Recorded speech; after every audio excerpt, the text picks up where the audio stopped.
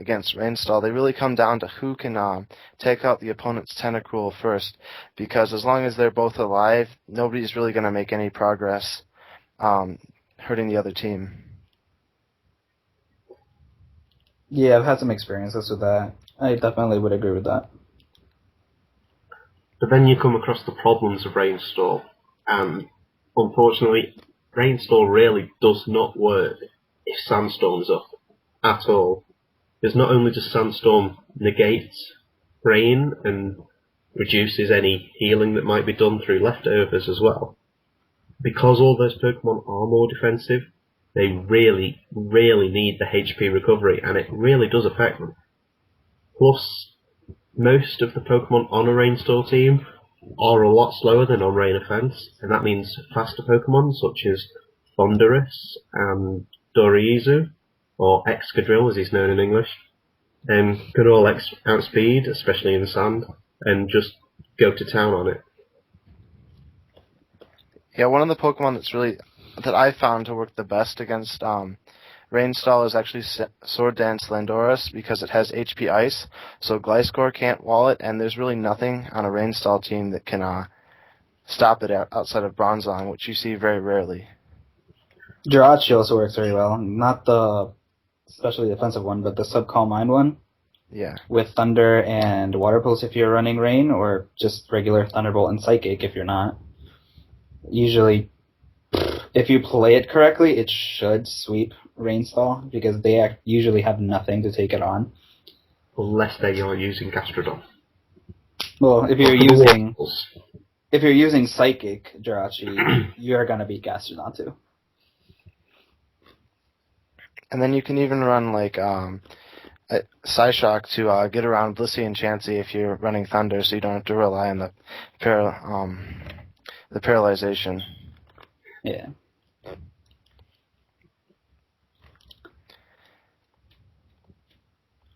So, we could talk about the differences between Pokemon Online Rain and Smogon Rain, maybe. Obviously, besides the Swift Swim plus Drizzle ban.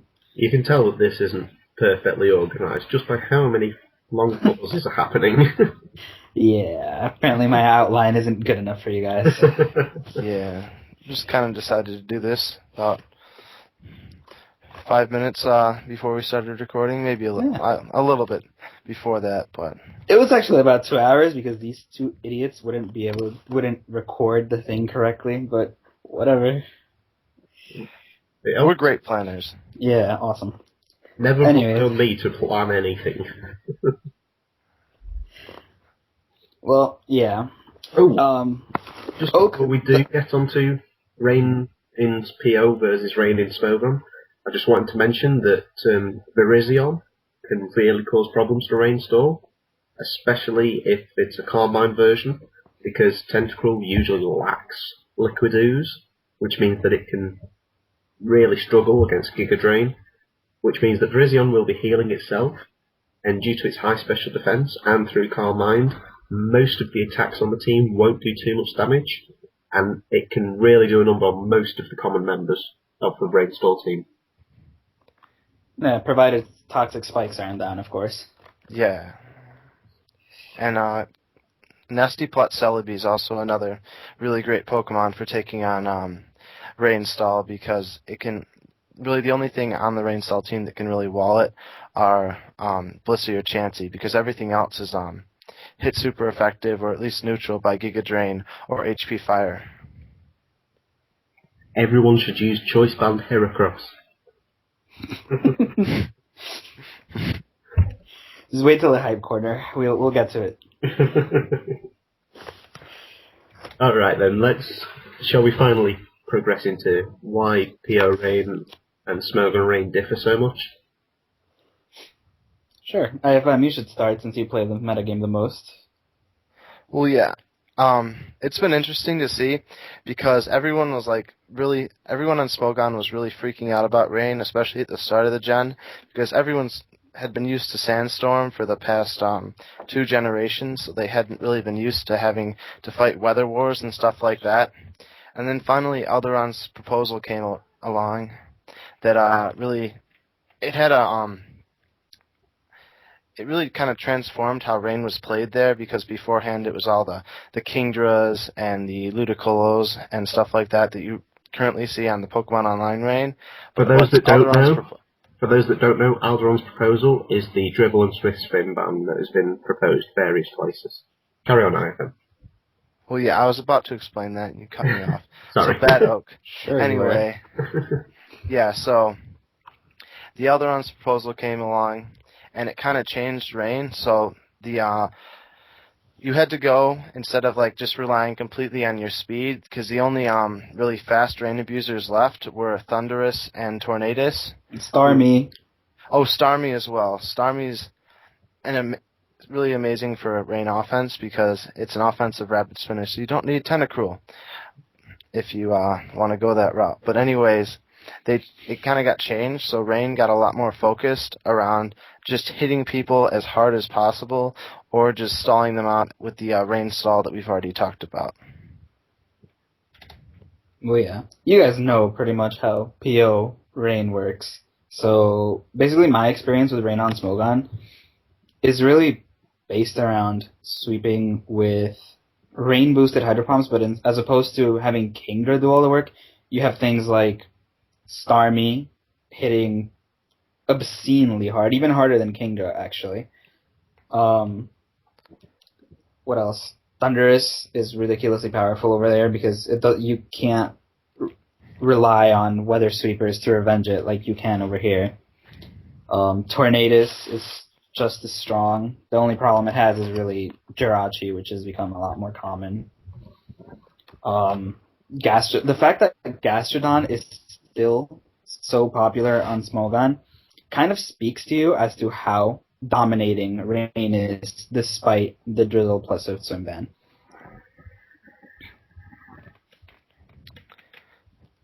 Yeah, but one thing to keep in mind about Starmie is that it won't actually hit as hard as Kingdra, because Kingdra can afford to run the Modest Nature, and it runs Choice Specs most of the time. Starmie, on the other hand, is normally Life Orb, so you can get the Rapid Spins off too. And it has to run a Timid Nature to outspeed the Genie, so it doesn't get the it's not quite as powerful, but it's still really high up there on the power scale. I didn't take into account Choice Specs. I was thinking about Life Orb versus Modest, but yeah, you're right. One thing to note is that on Smogon OU, using Kingdra on your team with Swift Swim without using Politoed really does do a number on any Rain team that doesn't have Gastrodon, as they really will not be prepared to try and outspeed something with something like 525 speed, especially under the Rain, which means that it will seriously damage any Pokemon that doesn't switch in very well to it at all, which basically means every Pokemon except for Ferrothorns. And even Ferrothorn's 3-hit KO'd, so nothing can really switch in that well. Exactly. Another thing to note is that Thundurus is currently under a vote, as at the time of this recording, here on PO, and on Smogon, I believe it's received one simple majority, is it? Yeah, 1 simple, 2 for a ban. Yeah, so fairly soon, both Thundurus on both PO and Smogon could soon be removed from the metagame. It just depends on the results of the vote, which I think would probably make Rain slightly less powerful on Smogon, but it'd probably make it a bit more powerful on PO due to the lack of Swift Swim and Drizzle ban. Yeah, I mean, because Thundurus is actually one of the best Pokemon to check offensive Rain, because offensive Rain doesn't have a lot of things to absorb a priority Thunder Wave from Thundurus, so you can always get in there and at least cripple one of their Pokemon. Use Seismitoad.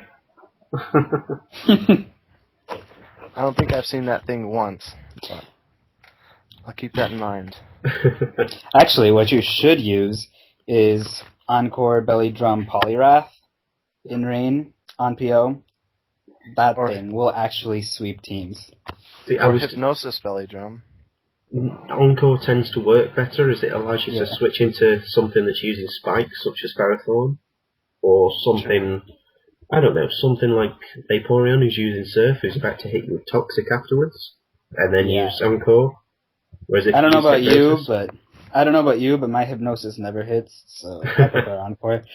Now, tell you what though, my air slashes don't hit, and that's 95% accuracy, so I can't really comment there. But no, go on, Ivan. Well,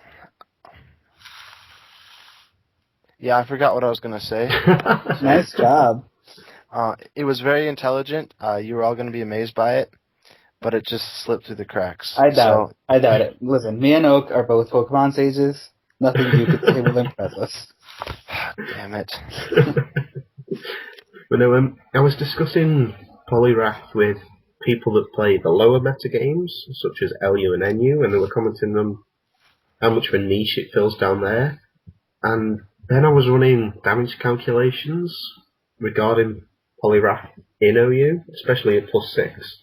And I believe +6 Earthquake, if my memory serves me right, which it typically doesn't, +6 Earthquake failed to one-hit KO things such as Jellicent, which otherwise would completely shut Poliwrath down. And that doesn't work all too well. Otherwise, you're forced to drop one of your STAB moves. And without Waterfall, you're really going to struggle against a lot of neutral Pokemon, such as, I don't know, I can't think of anything off the top of my head now. Isn't that brilliant? Well, really, at +6, hitting things neutrally usually destroys them. I mean, the set that, I think it was Pearl that was using Waterfall and Brick Break, and really the only thing that could take that on was Jellicent, as you said. Even Tentacruel, I believe, fell to a +6 Waterfall under the rain. The only problem then is, of course, you are completely and utterly walled by Jellicent.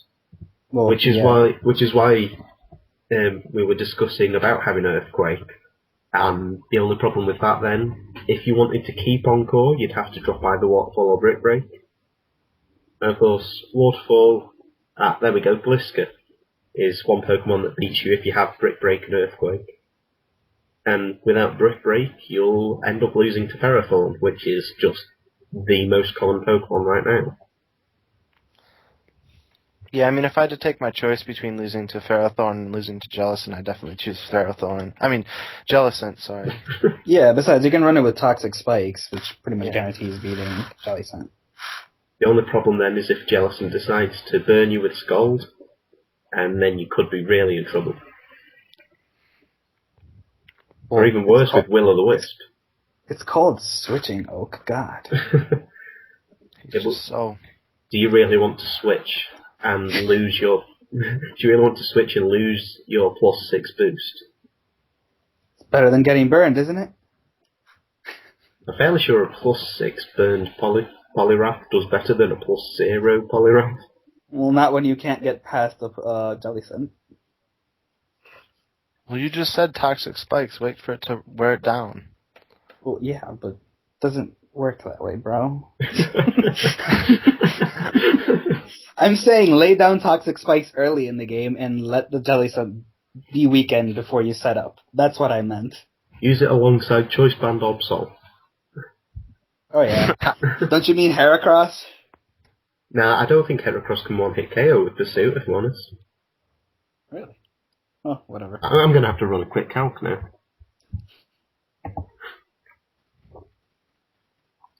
You can speak whilst I'm doing this, you know.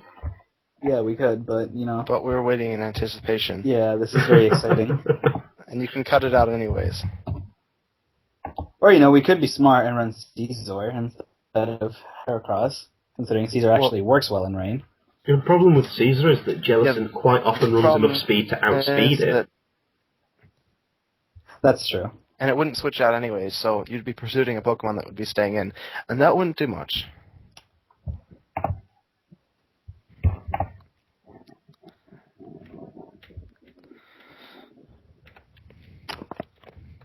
Well, it's not like it would switch out of Heracross anyways. Well, yeah. How smart are we, guys? I know. Run it with Choice Band Tyranitar. Yes, because that works.